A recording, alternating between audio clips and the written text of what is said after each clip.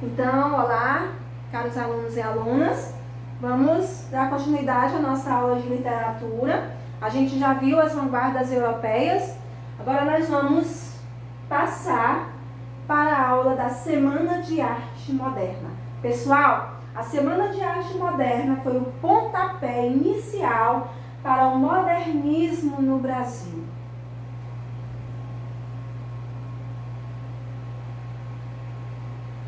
Então, o pontapé inicial do modernismo no Brasil foi a Semana de Arte Moderna de 1922. Pessoal, a Semana de Arte Moderna foi realizada em São Paulo entre os dias 11 a 18 de fevereiro de 1922. Esse evento foi responsável por transformar o contexto artístico e cultural urbano, tanto no âmbito da literatura quanto das artes plásticas, da arquitetura e da música. O principal objetivo do evento era a renovação, de maneira que fosse criada uma arte essencialmente brasileira, embora inspirada nas novas tendências europeias. Quando a gente viu as vanguardas europeias, a gente percebeu que muitos desses estilos foram trazidos para o Brasil. E os autores que iniciaram, que deram pontapé na Semana de Arte Moderna, como Mário de Andrade, Oswaldo de Andrade, Manuel Bandeira, eles entraram em contato com essas vanguardas, né? Então trouxeram a arte europeia, né, a modernidade para o Brasil. Então eles fizeram esse evento, foi uma semana inteira de evento lá em São Paulo, no Teatro Municipal de São Paulo, em que eles mostraram a arte, uma arte mais voltada para as questões nacionais, uma arte mais moderna. Claro que essa semana aí foi muito criticada, né? Os conservadoristas, os tradicionais, eles não aceitaram muito a arte moderna. Mas, graças a esse movimento da semana, a arte, o modernismo no Brasil foi, né, dada a largada, no modernismo brasileiro. O ápice do modernismo se deu em um contexto repleto de agitações políticas, sociais, econômicas e culturais. Em meio a isso tudo, surgiram as vanguardas artísticas, desprendidas da tradição, das regras e da disciplina. O evento, assim como as obras inovadoras, sofreu relutância por parte dos conservadores paulistas que dominavam o cenário brasileiro. Habituada aos modelos estéticos mais tradicionais, a elite sentiu sua sensibilidade artística afrontada. Pessoal, naquela época, eles estavam acostumados com uma estética mais conservadora, com uma arte mais conservadora, na poesia, né? Com a métrica, com a rima, com os sonetos, né? Os sonetos do parnasianismo, do simbolismo. Eles não estavam acostumados com essa arte de vanguarda. Então, para eles foi um choque. Então, esse movimento foi um movimento que foi um choque cultural nas artes, não apenas na literatura, mas em todas as artes no Brasil. A nova geração intelectual brasileira sentiu a necessidade de transformação. Viram-se então em um movimento no qual precisavam abandonar os antigos valores estéticos, ainda muito contemplados no país, para dar lugar a um novo estilo completamente diferente. No Brasil, tal descontentamento com o estilo anterior foi mais explorado na área literária, com maior ênfase na poesia. As correntes de vanguarda começavam a influenciar os artistas brasileiros. Entre eles destacam-se Oswaldo de Andrade, Guilherme de Almeida, Mário de Andrade, Manuel Bandeira. Na pintura influenciada pelo cubismo, expressionismo e futurismo, destacou-se a figura de Anita Malfatti. Projeto literário da primeira geração modernista. O grupo da Semana de Arte Moderna, não formulou um código, formou uma consciência, não formulou um código, né, um estilo, mas formou uma consciência artística voltada para novos modelos, que não os modelos tradicionais, diferente dos modelos tradicionais, mas novos modelos, nova forma de fazer arte, nova forma de fazer literatura, com novos conceitos. Formou uma consciência, um movimento libertador a integrar nosso pensamento e nossa arte na nossa paisagem e no nosso espírito dentro da autêntica brasilidade. Um texto aí de Menor Del Pitti.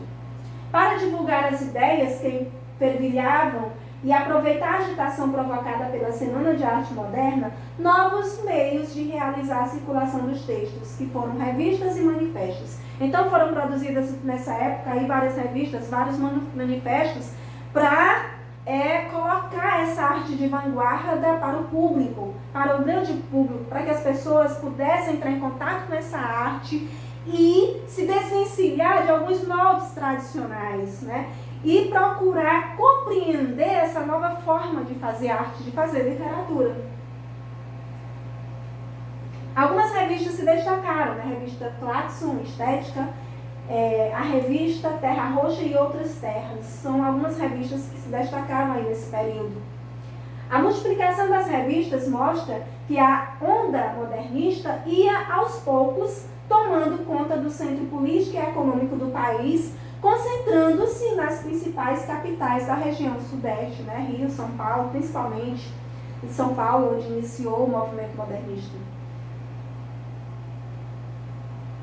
Aqui eu tenho, né, uma foto aqui da revista Clarkson, o primeiro número da Clarkson Brasil, uma editorial, um manifesto que destacava seus objetivos: a busca do atual, o culto ao progresso, a incorporação de novas formas artísticas e a afirmação de que a arte não é mera cópia da realidade.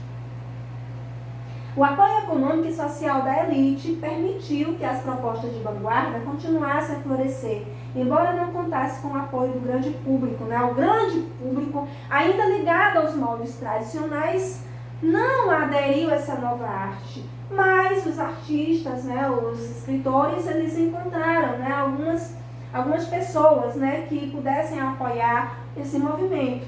No Brasil, a aceitação da produção modernista demorou mais para se consolidar, né, porque as pessoas ainda estavam muito presas ao tradicionalismo, tanto nas outras artes como na literatura. Aqui nós temos aí uma foto de Oswald de Andrade, que foi um dos precursores desse movimento, foi um daqueles que alavancaram esse movimento modernista no Brasil, autor de alguns manifestos, né? Principalmente o Manifesto Antropofágico. E aí nós temos alguns manifestos, né, que foram, né, colocados naquela época. Manifesto Pau Brasil, 1924. Qual era a proposta do Manifesto Pau Brasil? Ver com os olhos livres, fazer uso da língua sem preconceitos e resgatar todas as manifestações culturais da elite ou do seu povo. Então o manifesto ele versava por resgatar as tradições, por resgatar a língua falada no dia a dia, falada pelo povo. Não aquela língua culta, erudita, tradicional, mas a língua que o povo fala, a língua do cotidiano, a língua do dia a dia, a linguagem coloquial. Essa era a proposta do Manifesto Pau Brasil. Manifesto Antropofágico, que foi o manifesto, né, produzido por Oswald de Andrade, é uma reação ao nacionalismo ufanista do grupo da ANTA. Então, naquela época, tinha alguns grupos, né, que prezavam por um nacionalismo exacerbado demais, tudo um nacionalismo igual ao nacionalismo do Policarpo Quaresma, né, na obra Triste Fim de Policarpo Quaresma, em que ele queria que tudo fosse nacional, até a língua portuguesa, ele queria que voltasse ao Tupi-Guarani, que era a língua dos índios na época que os portugueses chegaram aqui ao Brasil. Esse manifesto antropofágico, ele já diz que poderia sim comer tudo que viesse, algumas coisas que viessem da Europa, mas abstrair aquelas coisas que serviam para nós e descartar aquelas que não eram boas. É como se pegasse o peixe, comesse a carne e descartasse as espinhas. Então, não descartando totalmente aquilo que vinha da Europa, mas apenas aquelas coisas que não serviam para nós. Ao contrário do grupo ANTA, que tinha um nacionalismo ufanista, ou seja, era avesso totalmente àquilo que vinha de fora, aquilo que vinha da Europa. O Manifesto Antropofágico não. Aquilo que vinha da Europa também servia para nós, mas que nós né, que soubesse tirar proveito, né, tirar aquilo que prestava para nós e o que não prestava, descartava. Essa era a proposta do manifesto antropofágico. Aqui nós temos um quadro do antropofagia. Pode passar. O manifesto antropofágico, alguns conceitos aqui. Só a antropofagia nos une, socialmente, economicamente, filosoficamente. Única lei do mundo, expressão mascarada de todos os individualismos, de todos os coletivismos, de todas as religiões, de todos os tratados de paz. To be or not to be, that is the question. Contra todas as catequeses e contra a mãe dos gatos. Só me interessa o que não é meu. Lei do homem, lei do antropófago. Estamos fatigados de todos os maridos católicos suspeitos postos em drama. Freud acabou com o enigma mulher e com sustos da psicologia impressa. O que atropela a verdade era a roupa, o impermeável entre o mundo interior e o mundo exterior, a reação contra o vestido do cinema americano. Então são algumas das propostas aqui do Manifesto Antropofágico, escrito por Oswald de Andrade. Pode passar?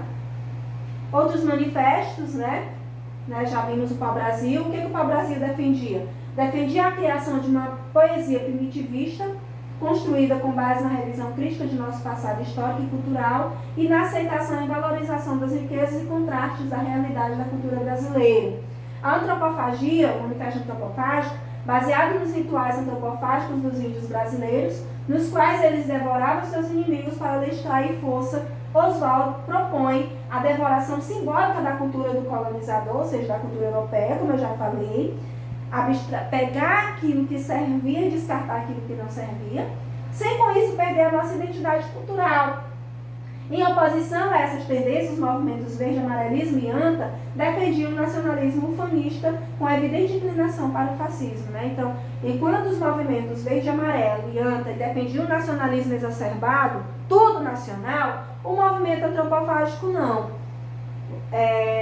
A proposta era pegar aquilo que vinha da Europa e tirar aquilo que servia para a gente e descartar o que não servia. Pode passar. E nós temos uma foto de Manuel Bandeira, poeta do cotidiano. Algumas, tem alguns textos vamos embora para passar, vai dar alguns, um escritor que se engajou no movimento modernista da primeira geração. Aqui, gente, eu coloquei um poema que esse poema ele foi declamado na Semana de Arte Moderna. O poema Os Sapos, de Manuel Bandeira, foi declamado por Ronald de Carvalho. E quando o Ronald de Carvalho estava declamando esse poema, diz que as pessoas começaram a jogar coisas nele, elas não gostaram. É um poema que critica a arte parnasiana, que é a arte tradicional, que ainda estava em voga, em evidência no Brasil naquela época. A arte parnasiana, ela prezava pela arte. É a arte pela arte, É uma arte rebuscada, um estilo rebuscado, em que o poeta, ele trabalhava para produzir como um ourives produz uma peça preciosa. E esse poema aqui, Manuel Bandeira critica a poesia parnasiana. Então o poema diz assim: enfunando os sapos, saem da penumbra aos pulos os sapos, a luz os deslumbra. Em rombo que a terra, berra um sapo boi. Meu pai foi à guerra, não foi, não foi.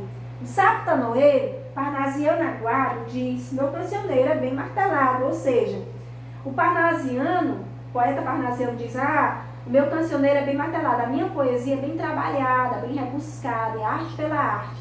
E aqui ele critica, bem nessa estrofe, O sapo tanoeiro, parnasiano aguado, diz: meu cancioneiro é bem martelado. Vejo como primo em comer os hiatos, que arte, e nunca rimo os termos cognatos.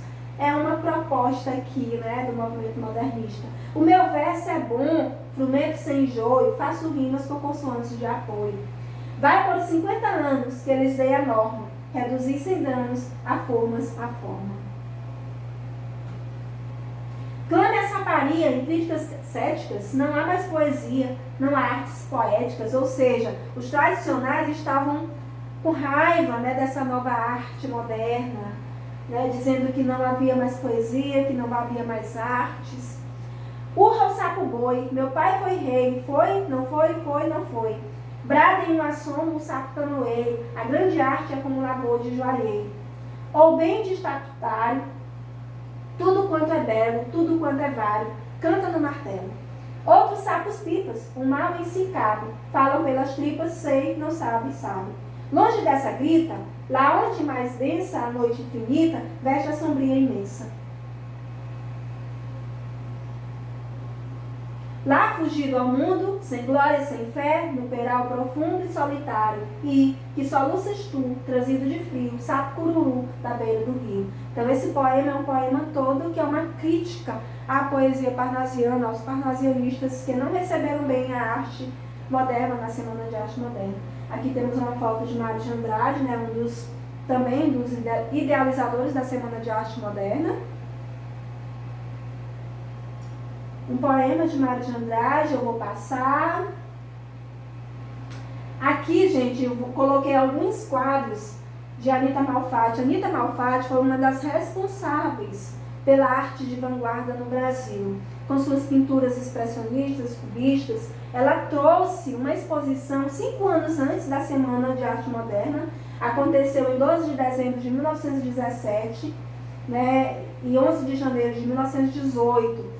Né, uma exposição lá em São Paulo, em que ela mostrou seus quadros, né, novas tendências artísticas de vanguarda, que ela entrou em contato com a Europa e trouxe para o Brasil. Então ela é uma das responsáveis pela Semana de Arte Moderna também, por ter acontecido a Semana de Arte Moderna no Brasil.